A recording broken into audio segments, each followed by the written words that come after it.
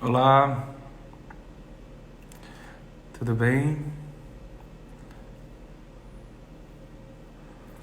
Vamos lá.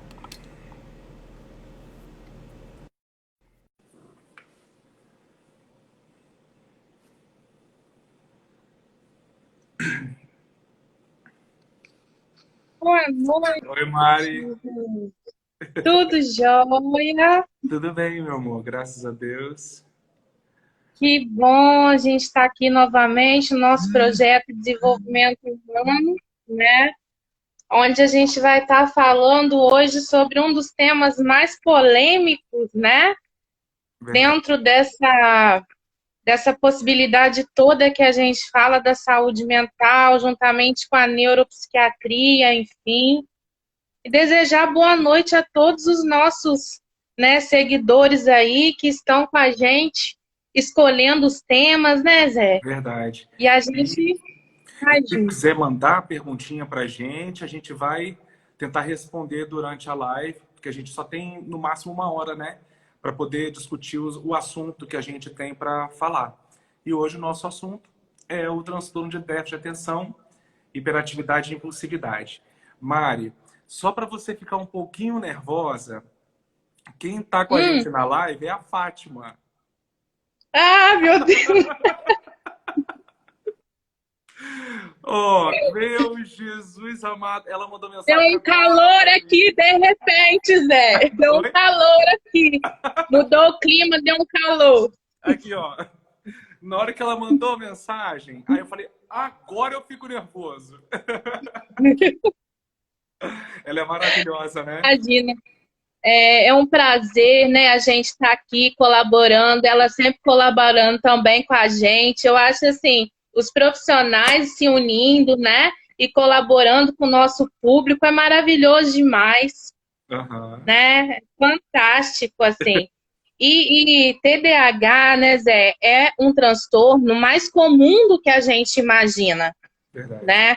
Lógico que nós vamos aqui, nós somos neurocientistas, tanto eu quanto o José Fernandes, então a gente vai estar colocando para vocês as vertentes das neurociências, né? Um beijo aos meus amigos aqui, Zé, a Grace também, todo Olá, mundo aqui assistindo a gente, sejam né? São bem-vindos. profissionais da área psi que estão aqui colaborando com a gente, né? Nesse momento.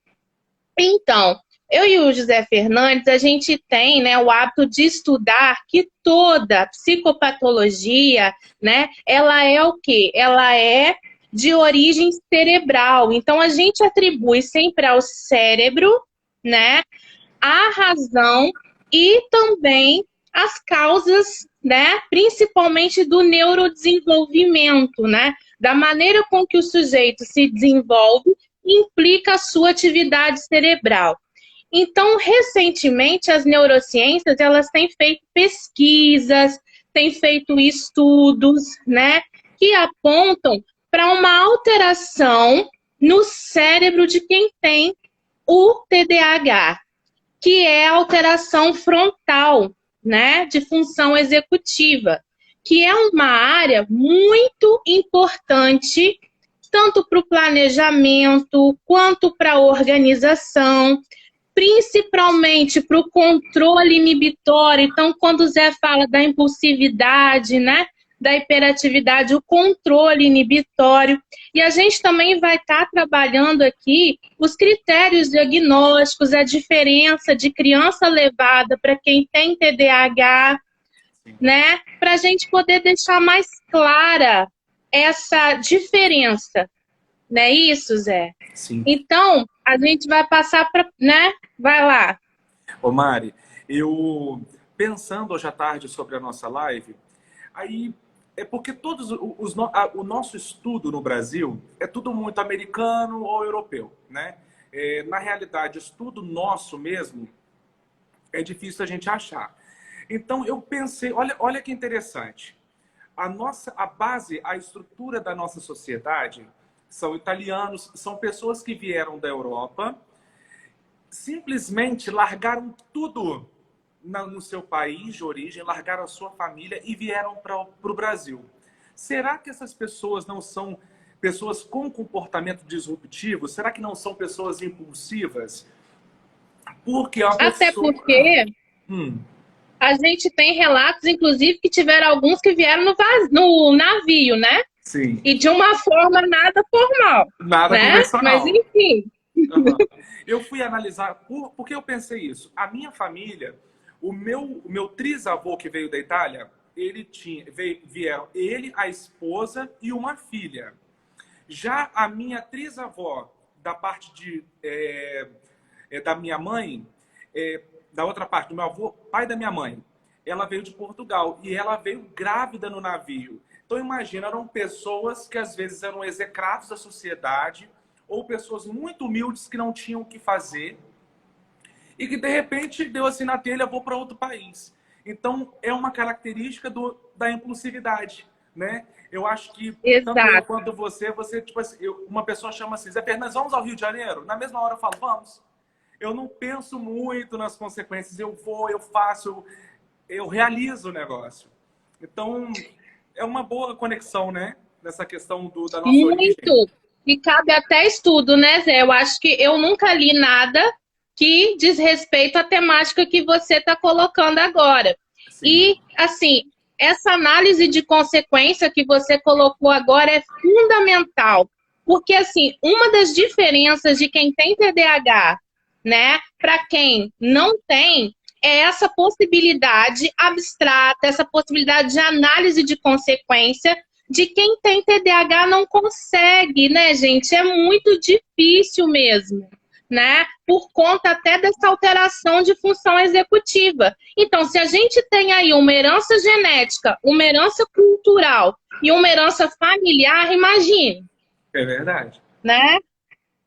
Teremos aí grandes fatores de contribuição para o índice de TDAH que nós temos hoje no Brasil. Né? Porque nós temos um grande índice mesmo. Se levarmos em consideração que os Estados Unidos foi povoado por pessoas que eram prisioneiros na Inglaterra, e se você ver, a maioria é obeso, a maioria o trabalho deles é uma coisa assim eles são muito esquentados, eles fazem acontecer. Então, ou seja, se você comparar essa questão também, tem alguma coisa, tem uma raiz de verdade nisso aí. A gente poderia fazer um estudo sobre isso, Mari. Eu acho importantíssimo. Eu acho que, assim, inclusive a ideologia do povoamento lá, né? E a ideologia da exploração aqui, né? Então, assim, toda essa forma de funcionamento, essa herança que nós tivemos, cabe muito dentro dessa herança comportamental e até, assim, dessa herança de saúde mental, né, que a gente herda ao longo do tempo. Eu acho importantíssimo isso que você coloca pra gente, Zé, né? O quanto a gente faz os estudos genéticos dos TDAHs, né? E a gente vê um componente genético importantíssimo, né? Para além disso, a gente percebe uma predominância também de TDAHs com tipo hiperativo em homens.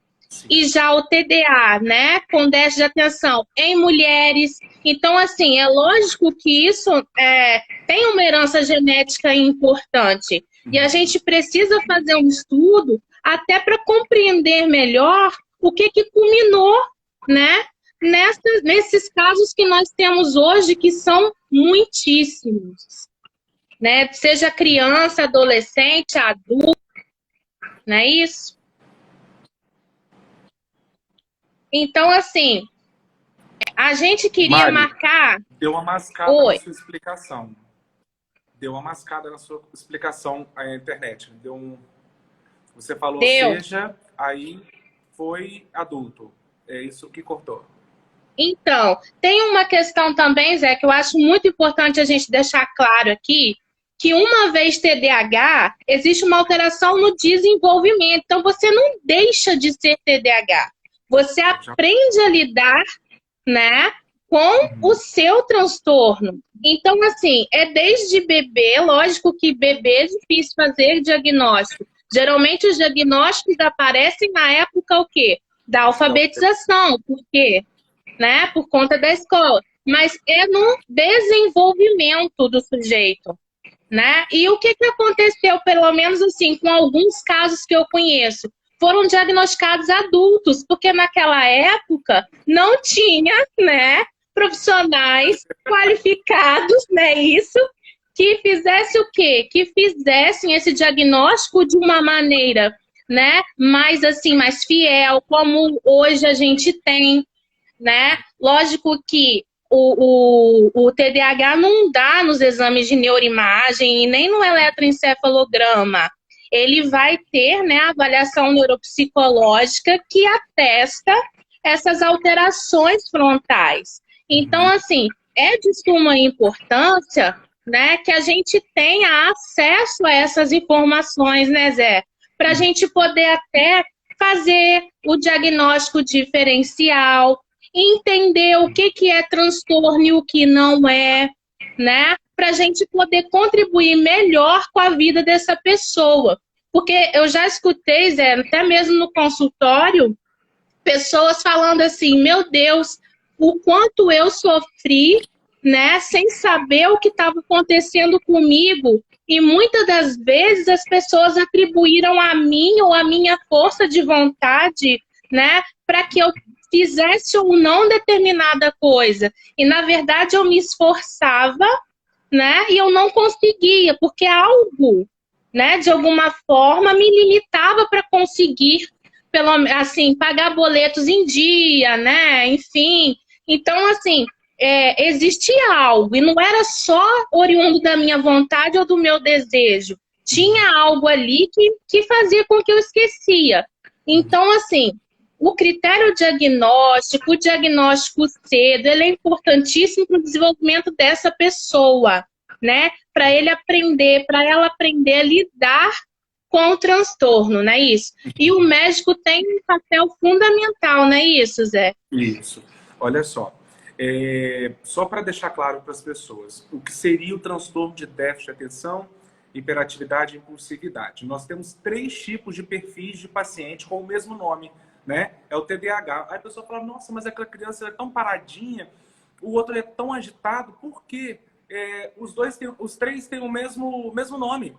É porque nós temos o paciente que geralmente, a grande maioria são meninas, são mais desatentos, que é predominantemente desatento.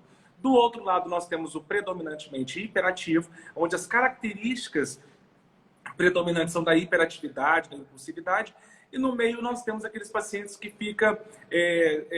que mescla desatenção, hiperatividade e impulsividade. Mari, eu só queria falar um negocinho que você falou em relação ao eletroencefalograma. Por que o médico solicita, às vezes, exames de sangue, eletroencefalograma, ou uma tomografia, uma ressonância? Porque quando a gente vê no paciente, às vezes nós queremos afastar outros diagnósticos. Um exemplo, existe uma doença que dá muito em criança, que é a ausência infantil. É um tipo de crise epiléptica, onde a criança ela tem uma convulsão, porém ela não desmaia, ela não debate, ela simplesmente está olhando para você, de repente ela dá uma miradinha assim para cima e volta ao normal, questão de 3, 4 segundos. Então, isso a gente pede o eletroencefalograma para afastar... Diagnóstico diferencial, né? Isso, porque o diagnóstico é exclusivamente clínico. Tá? Isso. E assim, Zé, quando você fala desse esclarecimento importante que você dá, né? A gente fala também que hiperatividade é um sintoma. Então, muitas pessoas olham para a criança e falam assim, essa criança é muito agitada, ela é TDAH. Não necessariamente, né? A hiperatividade pode ser um indício de até mesmo tumor cerebral, de transtorno bipolar, de depressão, né? Um indício até de abuso sexual. Então, o que seria esse diagnóstico por exclusão? Muitas vezes a gente tem que ir excluindo outros sintomas para chegar no TDAH. Porque, assim, não é algo que compromete a neuroanatomia, né? O que compromete é o funcionamento cerebral. Então, como né, gente, ele esclareceu a questão clínica, observacional, o funcionamento, né? Então, por conta disso, a gente pede até mais tempo, né, Zé? 6 meses de observação. Às vezes as mães não entendem isso, né? Querem que, por exemplo, já encaminhe para uso de Ritalina, né? Isso. Não entendem, mas esse tempo é necessário, que inclusive você falando me fez lembrar aqui. Se a pessoa ela é hiperativa somente na escola, né? Ou ela tem o déficit de atenção somente na escola, não é a questão da criança. A gente tem que ver a metodologia da escola. Então, em 6 meses, a gente explica o quê? Que esses sintomas são recorrentes e intensos. Então, diz respeito ao sujeito. É diferente de quando uma pessoa, uma criança, apresenta os sintomas de TDAH numa igreja ou isolada numa escola. Não é a criança, é o ambiente. Né? Então, é muito importante que a gente faça esse marco, porque até os 5 anos, todas as crianças vão ser agitadas, né? Porque a maturidade cerebral é assim. Então, se a criança não é agitada até os 5 anos, aí que a gente tem que prestar atenção nela, né? Agora, a agitação, o desenvolvimento psicomotor da criança, ele precisa ser estimulado sim, né? Só que o TDAH, principalmente, né, o predominantemente hiperativo, impulsivo, ele tem comprometimentos da sua vida, né? Não é assim, eu tirei uma nota baixa na prova, eu sou TDAH. Não, né? Inclusive, existem alguns TDAHs que têm a inteligência tão acima da média, né, que não tem problema nenhum com escola. Às vezes o problema é só na vida. Então, eu acho importante a gente estar, né, assim, informando as famílias que quando a gente pede para ficar mais em observação, é porque nós precisamos de mais dados para montar a terapêutica dessa pessoa. Não é isso? Mari, quando você disse dessa criança que é uma inteligência acima da média, né? Eu já peguei vários pacientes que a mãe fala assim, doutor, meu filho é muito inteligente. Ele nem estuda em casa e tira notão na escola. Essas pessoas, possivelmente, pode ser que se encaixem no padrão do TDAH, o hiperativo impulsivo e tal. Mas, quando chega na universidade, onde muda o padrão de ensino, os professores são diferentes, os professores são mais individualistas, não são tão apegados ao aluno, né? Os professores são diferentes, a didática é diferente. Eles começam a ter problemas. Aí que busca ajuda médica, aí se faz o diagnóstico TDAH do adulto. Mas exatamente. Voltando um pouquinho lá na infância, antes de fazer o diagnóstico na alfabetização, eu queria só falar um pouquinho. Existem algumas crianças, existem alguns sinais que as crianças apresentam que pode ser um indício que a criança vai ser diagnosticada com transtorno de déficit de atenção lá nos 6, 7 anos de idade. Aquela criança que possivelmente será hiperativa é aquela criança que dorme 15 minutos, parece que já dormiu a noite inteira, a criança está sempre agitada, chorona, reclamona, dorme pouco. Possivelmente, isso é uma característica que pode ser que lá na frente se faça o diagnóstico de transtorno de déficit de atenção. E aquela criança, às vezes, que dorme o dia inteiro, não chora, não reclama, fica sempre quietinha, pode ser que lá na frente se faça o diagnóstico de TDAH, mas do lado da desatenção. Só queria relatar isso para as pessoas ficarem mais por dentro. Mais atentas, né? Isso. Mais atentas. E uma vez que a gente percebe alguma alteração comportamental, né? Seja a hiperatividade ou até uma colega profissional aqui, a Ana Gabriela lá de Campos, né? Ana Gabriela, psicóloga lá de Campos, está colocando aqui, Zé, que a criança silenciosa também é um sinal de alerta.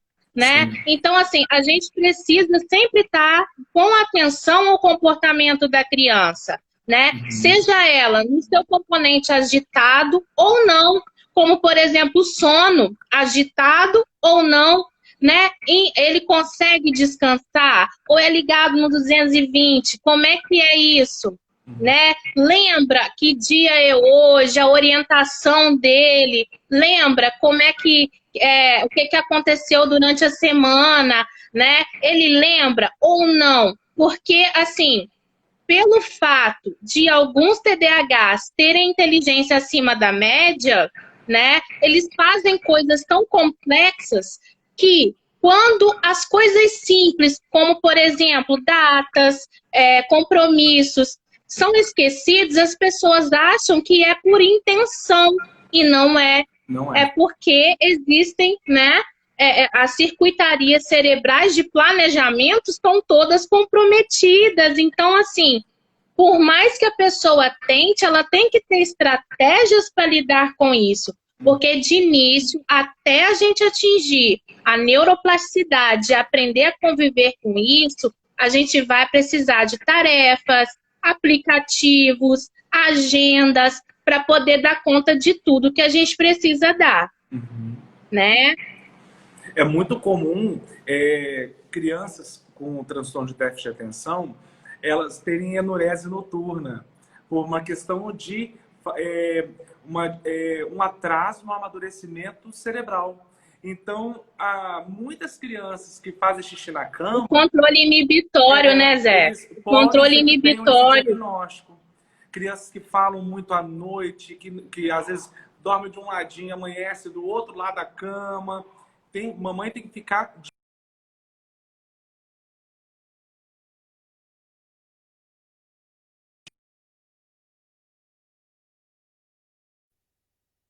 Mari, Voltou. eu recebi uma ligação aqui.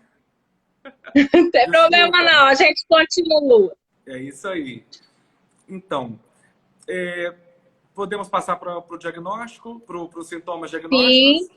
Tá. por favor.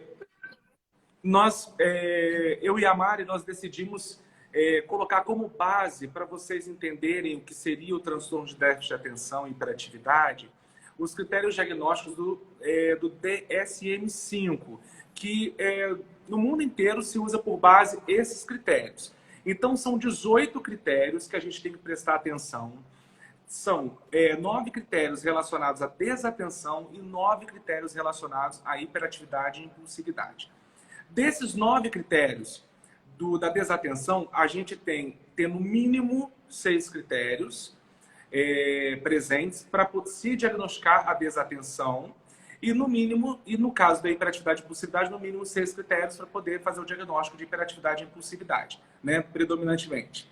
Então vamos lá. Em relação à desatenção, essa criança, ela frequentemente deixa de prestar atenção a detalhes ou comete erros por descuido com atividades escolares, do trabalho e outras situações? Esse é um critério.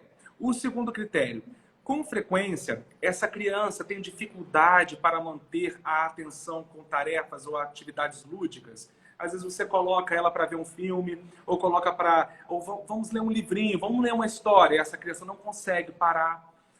Com frequência, parece não escutar quando lhe dirigem a palavra.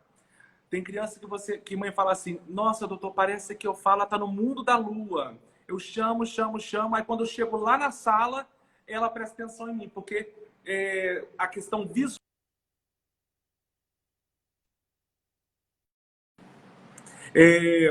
com frequência, não segue instruções e não termina seus deveres escolares, tarefas domésticas ou deveres profissionais. Outro critério. Com frequência, essa criança tem dificuldades para organizar tarefas e atividades.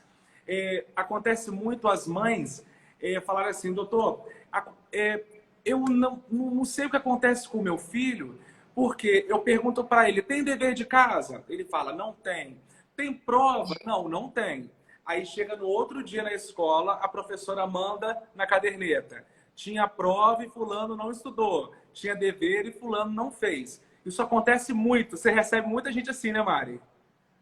Muita gente assim. Por isso que a gente sempre recomenda ter, né, esse contato entre a família e a escola. Porque às vezes até esquecer de anotar na agenda, né, a criança vai esquecer. Não é para levar vantagem, tá, gente? não é para levar vantagem, tá? Essa questão é por esquecer mesmo, Uhum. tá?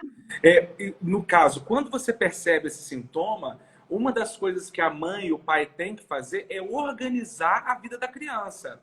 É botar limite, é sentar com ele para ele fazer o dever, é ligar para a professora para poder saber se teve dever, se tem dever para casa, se tem prova para estudar, e isso estimular essa questão da disciplina, porque é o que falta no TDAH. A procrastinação, depois eu faço, depois eu estudo, e aquilo ali vai virando uma bola de neve, ele se perde na organização e já era, né? Outro critério, com frequência evita ou reluta em envolver-se com tarefas que exigem esforço mental constante. É aquela criança que você bota para aprender tabuada, se você não ficar no pé, se você fizer pular de cambalhota para poder segurar a atenção dele, você não consegue. Outro Tem uma critério. questão aí, Zé, que eu queria colocar, que é o seguinte: essa questão, por exemplo, que você acabou de dizer, está muito ligada à memória de trabalho. A função, ela é a função que implica em todas as demais. Muitas vezes a criança não consegue sustentar, né, assim, essa atenção e por conta disso não consegue chegar à memória de trabalho, né, como deveria. E aí o que que acontece? Os pais perguntam assim: meu filho joga 3 horas de videogame direto, mas para ler um livro não lê. Então é porque ele não tem, como é que eu vou dizer? Ele não quer, não é isso. É porque as áreas cerebrais que implicam, né, o que? O ler, o escrever, o interpretar, precisa da memória de trabalho. Precisa que a memória de trabalho se condense e se torne a longo prazo. Então, por conta disso, né, o videogame, ele é automático. Você vai por acerto e erro.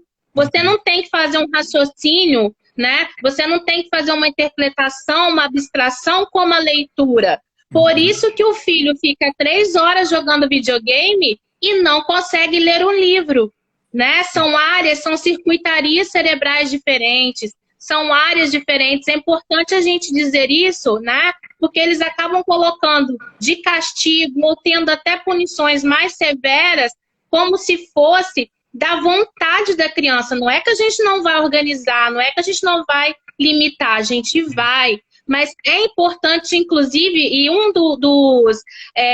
das intenções minha e do Zé Fernandes nessa live é estar informando aos pais exatamente, né, essa diferença. E quando eles não querem fazer, que foi a pergunta, né, da Cátia Rodrigues aqui, a gente precisa estabelecer acordos com eles, né? O ideal, né, dentro da psicologia, né, que eu sigo, que é a TCC, é que esses acordos estejam feitos de que forma, tá?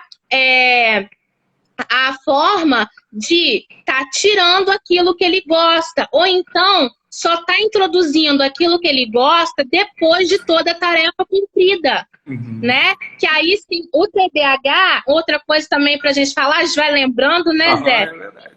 Ele não consegue sentir, né, por muito tempo desprazer. Então, assim, adiar o prazer para ele é difícil. Por isso que a gente tem a sensação de que o tempo para ele rege muito mais rápido do que para todos nós no mundo, entre aspas. Então, o ideal é a gente sempre trabalhar o dever primeiro para depois os direitos, tá? Porque ele vai buscar, vai começar a tolerar, a adiar esse prazer e vai brincar depois. Fora que nós vamos organizar a rotina dele, que é o que a gente precisa fazer. Se a gente bate, se a gente de repente perde a cabeça, nós vamos fazer isso sempre, porque é o funcionamento cerebral dele. Então a gente precisa estar informando isso a vocês, tá? Hein, Mari? Uma coisa que aconteceu comigo. Eu sempre fui ótimo aluno, porém, o meu pai sempre negociava comigo. Olha, se você ficar com nota tal, acima de tal nota, nessas matérias, você vai ganhar um tal presente. Eu sei que isso cria na criança uma expectativa de troca, né? Isso. Mas naquele momento, para uma pessoa que não tinha conhecimento como meu pai, aquilo ali funcionou muito bem. Eu tive Mas exatamente isso, Zé. São reforçadores positivos que têm, sim. A gente não pode desmerecer nossos reforçadores positivos, não. Naquele momento foi atrativo para você Sim. e funcionou. O que talvez a gente tenha que informar aos pais é que, né, não é somente ganhar. De repente, é simplesmente fazer.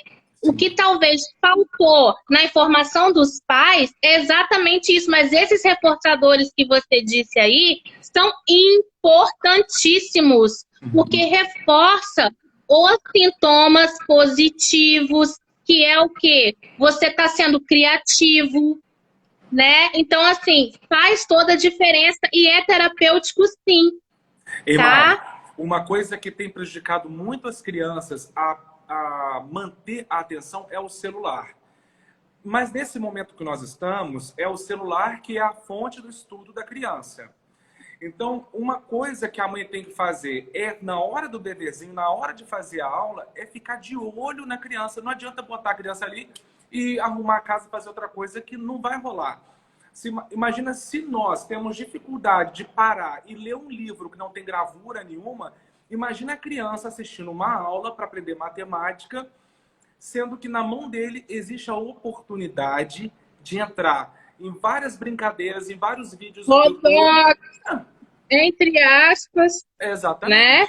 Então, fez a tarefinha, sempre fala, ó, só vai assistir isso, só vai fazer isso se fizer a tarefa. Sempre a tarefa, aquilo que que vai definir o futuro do seu filho, sempre em primeiro lugar. Isso aí. Vamos lá a outros critérios diagnósticos. Em relação à desatenção, com frequência perde coisas necessárias para tarefas ou atividades. Perder lápis, caneta. Eu já vi criança que esqueceu a mochila na escola e criança que já esqueceu a mochila em casa.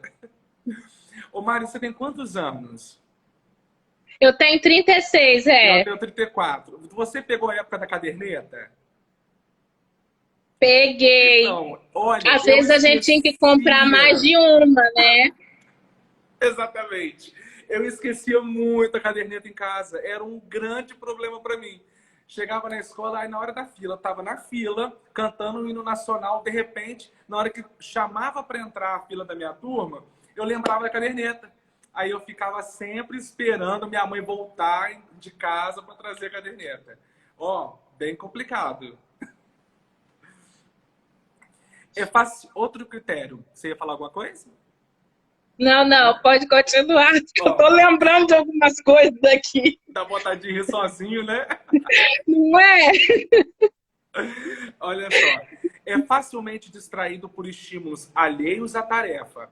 Então, é aquela criança que você tá sentadinha na escola, aí, de repente, você olha para ela, ela tá olhando para a criança que está conversando, para a coleguinha que chamou, ou a coleguinha que está conversando ali na frente, ou o pássaro que passou lá fora. Então, é difícil você segurar a atenção. Ô, Mário, eu tive... Tem um psicólogo aqui, Zé, que tá falando aqui que ele conheceu um adulto que esqueceu que foi de carro e voltou de ônibus. Ou seja, gente, é comum, não é algo extraordinário, né? É comum. É o Jussiano, nosso neuropsicólogo aí de Minas Gerais. Opa, seja bem-vindo. Hein, Mari? Durante a faculdade, eu não gostava muito de ginecologia e obstetrícia. Eu estudava para ter nota, claro, né? Mas eu vou explicar onde eu quero chegar. Quando eu cheguei no Medicurso, porque além da faculdade existe um curso que a gente faz para passar na residência, que é o Medicurso. Tinha um professor de ginecologia e obstetrícia que ele era maravilhoso. O cara falava, falava palavrão, ele fazia piada com a matéria. Ele ainda falava assim, gente, quanto mais baixa a piada sobre a matéria, mais vocês decoram. Aquilo era um atrativo para mim, eu ficava fascinado na aula dele. Então, uma dica para os professores que estão aqui, quando forem explicar a matéria para o TDAH, não adianta você dar muita volta, não. Você tem que ser objetivo e chamar a atenção dessa criança. fazer com que E ela matéria, apaixone com a sua matéria. a memória emocional é a que mais consegue ser retida. E assim, o estímulo intenso, a intensidade do estímulo, seja por prazer ou por desprazer, né? Ou seja, o estímulo, a intensidade do estímulo forma as vivências, o que nós chamamos hoje de metodologia ativa, né? Tá até um colega aqui dizendo, né, confirmando, o que que a gente pode estar, assim, fazendo associações, né? A gente sempre associa ao quê? A vida da gente, né? A gente associa a memórias antigas. Essa associação com situações cotidianas faz toda a diferença na hora da aprendizagem. O fato dele xingar fez com que houvesse um impacto e aí a gente consegue gravar melhor, Verdade, né? verdade. É estratégia. Verdade. Ó, a última característica da parte dos sintomas de desatenção. Com frequência apresenta esquecimento com atividades diárias. É aquela questão da tarefinha, A chave. dever, a chave, pagar o boleto, lembrar que tem reunião, marcar 2 reuniões ao mesmo tempo. Eu tive um paciente que ele era violinista. Ele marcou 3 casamentos no mesmo dia, na mesma hora. Eu falei, meu Não amigo, tinha como. a sua vida está implorando por Venvance. Precisa. Aí é que tá, Zé. A questão da medicação, né? A medicação, ela entra aí. Quando a pessoa, né, ela perde completamente, né, a noção de organização e não consegue sozinho dar conta disso, né? Então, assim, a medicação, ela é importante sim, gente, mas ela precisa ser feita com um médico sério, né? Ela precisa ser feita de forma contínua, porque a gente entra numas ideias aí que TDAH é uma doença produzida. Eu não entendo, Zé, como uma doença produzida, como é colocado, tem alterações cerebrais, né? É óbvio que é uma doença que existe, né? Um transtorno que existe. A gente precisa estar cuidando melhor dele. Por quê? Porque ele implica em outras áreas, né? Então, assim, a medicação, ela é importante, sim. Eu conheço, né? Tenho casos, né? De pessoas que fazem uso, né? O nosso enfermeiro Vinícius aqui da saúde mental, tá todo mundo assistindo a gente, Zé Fernandes. Tá todo mundo aqui, né? Então, assim, que acontece? A gente precisa, sim, ter seriedade. E não é, José, assim, tomar somente a medicação na véspera da prova. Porque tem uma ideia errônea aí, né? Sim, sim. O que você acha disso? Ó, o que eu penso em relação... Quando se faz um diagnóstico numa criança ou no adolescente, se há necessidade da prescrição da medicação, a gente sempre encaminha para o psicólogo para ele organizar a vida daquela criança. Né? Orientar a mãe em relação à caderneta, orientar a mãe em relação ao horário. Bom, na minha casa, a gente tinha que acordar às 6 horas da manhã todos os dias. Era sábado, domingo ou de segunda a sexta, tinha que acordar às 6 horas da manhã. E isso foi criando em mim uma identidade de horário. Uma identidade que tem que chegar na hora certa, nos lugares. Internaliza, né? Internaliza. Exatamente. Demora um tempinho mais, mas a gente acaba internalizando aquela função, né? Aí, quando você associa a medicação e a terapia, o terapeuta, o psicólogo junto, o paciente anda muito mais, ele é muito mais produtivo. E ele pode ser que ele fique sem a medicação antes do tempo. Porque ele se organizou, ele fez as tarefinhas para poder criar nele a memória, a identidade do que tem que ser feito para poder ele andar com o maquinário por aí e fazer as coisas certas, né? E nós, como neurocientistas, a gente precisa ressaltar a capacidade do cérebro de se reorganizar. A gente precisa apostar nisso, Verdade. né? Apostar em possibilidades, apostar, não é somente tomar a medicação, colocar a responsabilidade, mais uma vez, toda no médico e achar que não precisa fazer nada. Não é assim, né? A gente precisa estar sempre criando estratégias e possibilidades de autocuidado, né? De organização, enfim, para que a gente consiga conviver com tudo isso. Ei, né? Mari, uma dificuldade que eu tenho no SUS é que nós não temos neuropsicólogos no SUS. Isso aí é uma deficiência geral, né? Além de não ter, às vezes não tem esse profissional capacitado, pós-graduado nessa parte da neuropsicologia. Então, o que eu faço na minha conduta? Quando eu tenho acesso ao neuropsicólogo, eu encaminho para a avaliação neuropsicológica, que deveria ser feito em todos os pacientes, né? Você sabe disso. Só que quando eu só tenho o psicólogo no lugar onde eu trabalho, exatamente o que eu faço? Eu prescrevo a medicação e eu encaminho para o psicólogo e falo com a mãe: mãe, vai lá, que ela vai te ajudar a organizar a vida da criança e vai te ensinar como você vai lidar com aquela criança. Eu sei que existe essa limitação no SUS, mas são as armas que nós precisamos, que nós temos para poder trabalhar com essas crianças, né? E a neuropsicologia é recente, né? A neuropsicologia é recente e aqui na região que eu tenho conhecimento não existe a neuropsicologia pelo SUS. Né? Por exemplo, na realidade do HC, né, do Hospital das Clínicas de São Paulo, passa pela neuropsicologia, já atesta tudo e depois encaminha para o neuropsiquiatra, né? Então, assim, é uma forma diferenciada, né? É uma forma que atende muito bem quando solicitada, e o protocolo também responde muito a gente, né? Porque ali a gente pode traçar algumas alternativas de reab, né? De reabilitação neuropsicológica, e aí a gente consegue trabalhar junto com o paciente e o médico as possibilidades de neuroplasticidade,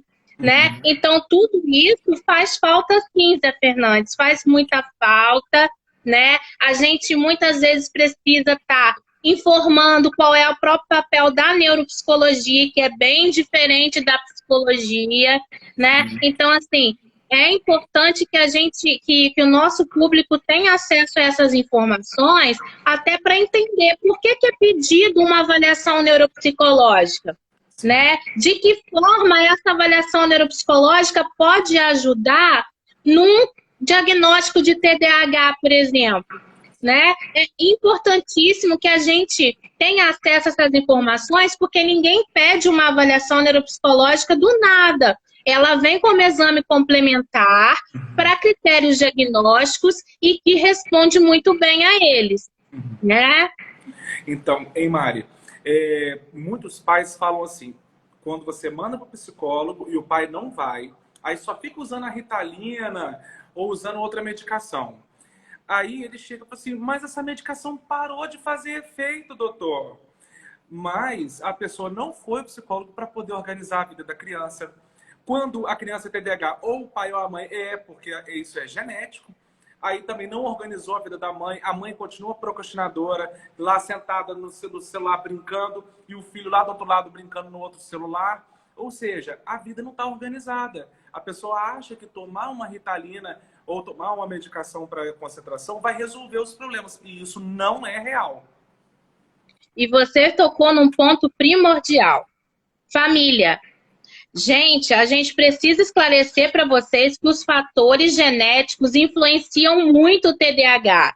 E a gente precisa também, né, ou em outro momento volta a gente a falar aqui, mas já deixando uma ressalva de que na época da pandemia, imagina uma família de TDAH juntos. Nossa. Né? Então, então a gente precisa, né, tá tendo esse cuidado, porque assim, muitas vezes eu escuto também, Zé, não sei se você já escutou isso com a sua experiência, o pai ou a mãe vira e fala assim, mas eu sempre fui assim, eu conseguia dar conta, por que ele não dá? Ele é parecido comigo, mas eu dava conta.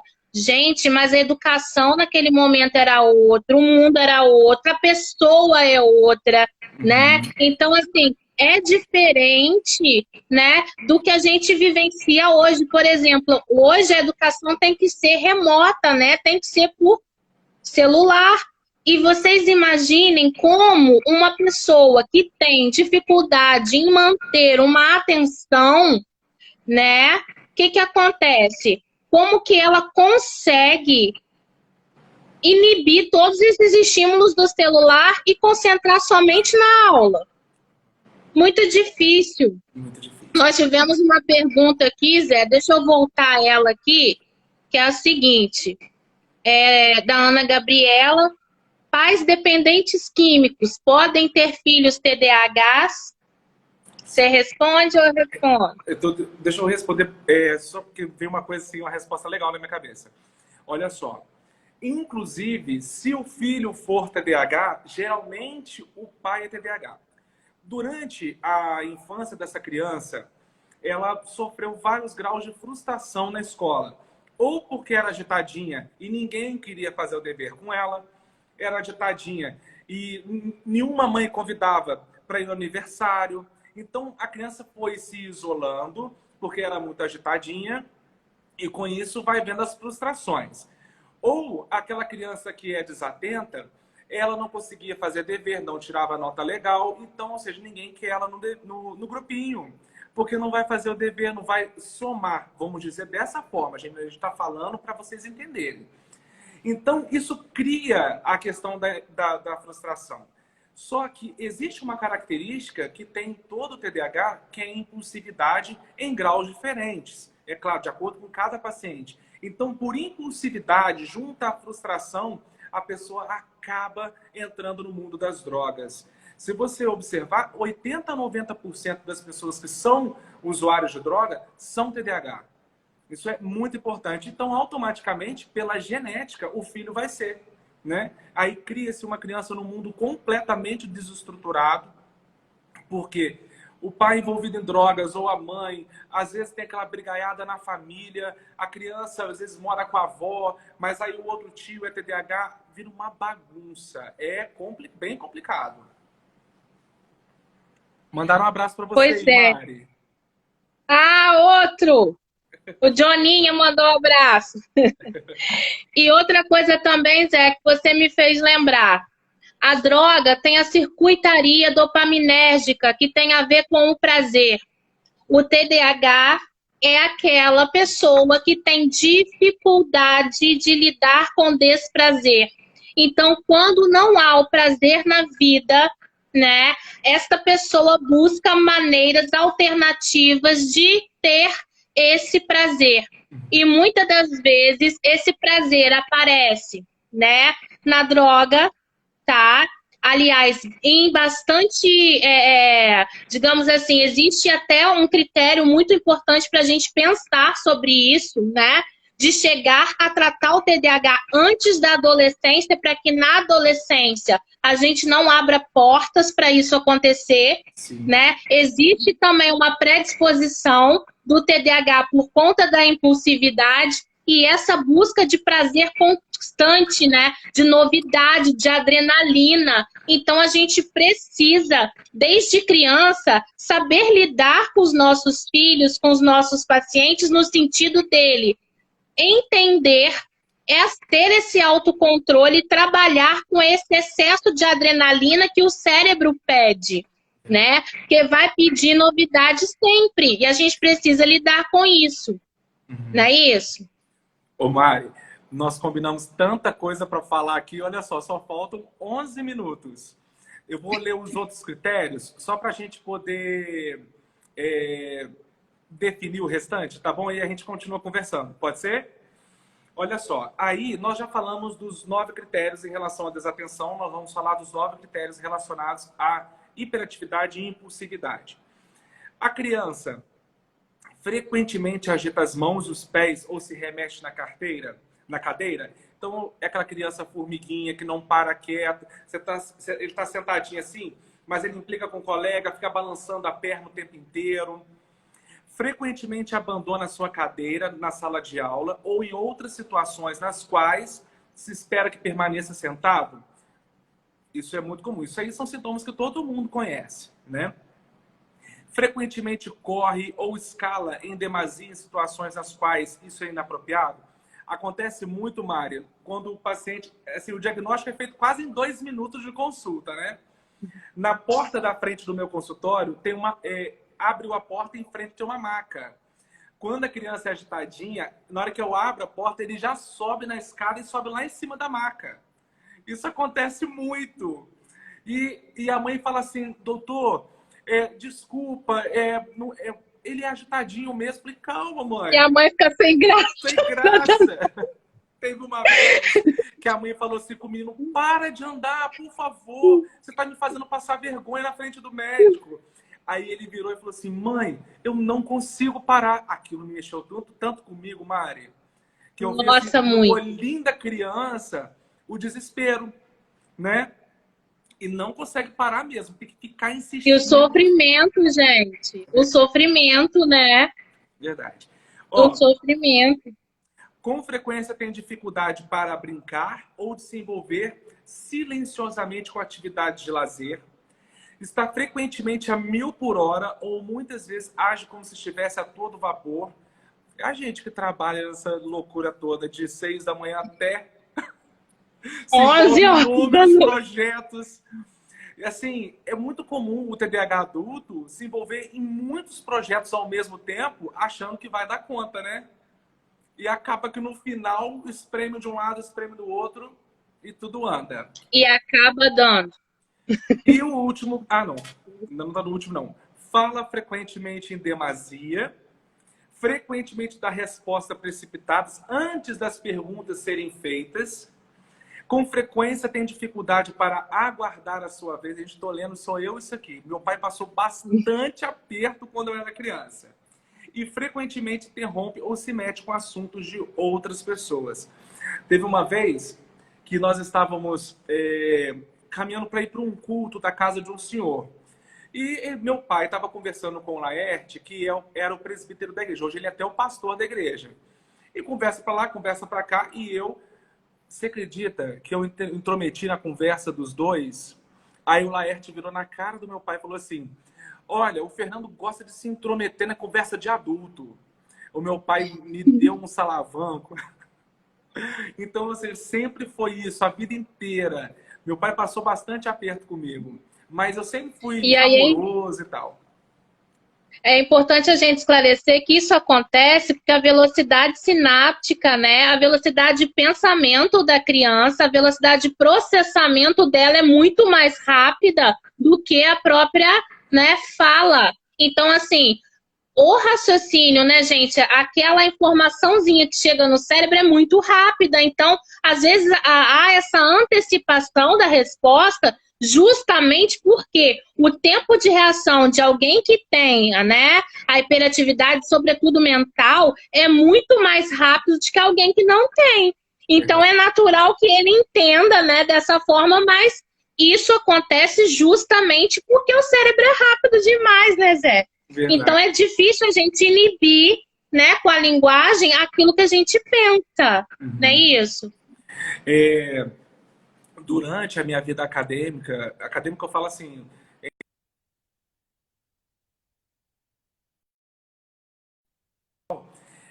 eu sempre me envolvi em muitas atividades assim, piano, fazia curso de piano, fazia curso de regência, fazia aula de canto, eu fazia tanta coisa. Meu pai, eu acho que para ele ficar livre de mim, ele me colocou em um monte de atividade. E por incrível que pareça, eu sempre me destacava. Porque tudo que ele me colocava, eu era péssimo no esporte. Péssimo. Entrei na aula de natação, mas não deu certo. Mas nessa questão artística, eu dei uma evoluída legal, sabe?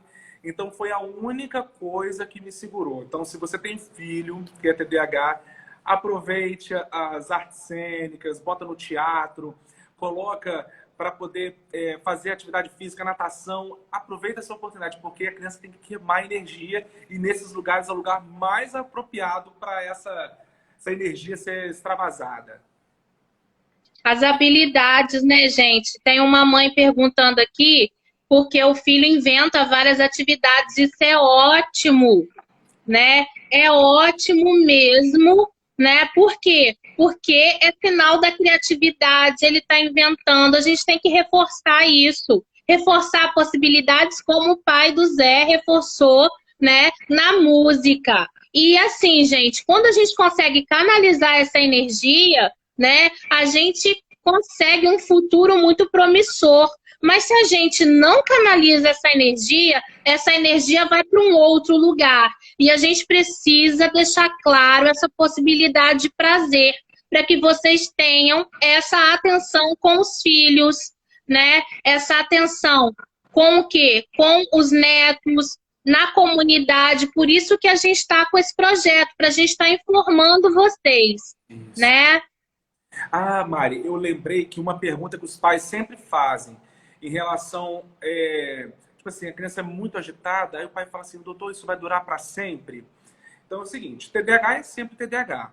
Só que de acordo com o que vai passando o tempo, passando pela adolescência, acho que o pior é aqueles 6, 7 anos depois na adolescência, né? Mas aí quando entra no finalzinho da adolescência, início da idade adulta, as coisas começam a ficar mais tranquilas. Então, mesmo aquele agitadinho, você observa que ele vai andando muito bem por conta própria. E nem sempre usa medicação. Pois é, e a família tem um papel primordial aí, porque a gente precisa entender o que é TDAH para lidar com alguém que tenha TDAH. Não é que a gente vai patologizar a pessoa, não é isso. Mas a gente precisa entender que existem funcionamentos diferenciados e aceitar que nós somos diferentes. Quando a gente aceita que nós somos diferentes uns dos outros, a gente tem a possibilidade de se juntar e somar uns com os outros. Então, assim, é importante, né, tudo isso que a gente está falando aqui sobre o próprio esporte, para quem gosta, a música, a arte, né, N possibilidades, sempre na interação social, porque quem tem déficit de atenção e hiperatividade muitas vezes tem dificuldade com a interação social. Então, a gente precisa estar estimulando as nossas crianças e adolescentes para que quando cheguem na fase adulta, eles consigam ser os mais independentes possíveis, né? Precisamos promover isso a eles, né? Mário, nós só temos 2 minutinhos para acabar aqui. Na fase adulta... Nós vamos fazer um tipo 2 sábado que vem, que o público decide, né? A gente faz a continuação de TDAH sábado que vem. Ó, na fase adulta, eu acho que eles estão gostando, Zé. Eu também tô achando. Ó, na fase adulta, mesmo já tendo atingido essa calma, como o doutor José falou, é possível ter diagnóstico? Sim. A partir do momento que essa criança, essa pessoa, ela passa por problemas na vida acadêmica dele, no trabalho, é desorganizado, começa a perder emprego, porque não consegue se organizar, não consegue ser produtivo da maneira que o trabalho exige, essa pessoa tem que ser medicada. Palavras finais, Mari? Isso aí. Sim, o pessoal gostou aqui, querem continuar com TDAH semana que vem, Zé. A gente pode estender, então, para mais uma semana, que eles vão pensando nas dúvidas e já mandam para a gente sábado que vem, gente, às 7 horas, hein? Isso aí. Obrigada a todos e nós estamos juntos, Zé. É isso aí. Muito obrigado, gente. Mari, nós chegamos a 30 pessoas ao mesmo tempo aqui. Olha que legal. Gente, que chique! Não é? Obrigado, Silvio, obrigado, Jaque, obrigado a todos, né? Kátia, que participaram. O Elana, é isso? Todos nós, né? Estamos juntos aí. Muito obrigada. Tchau, gente.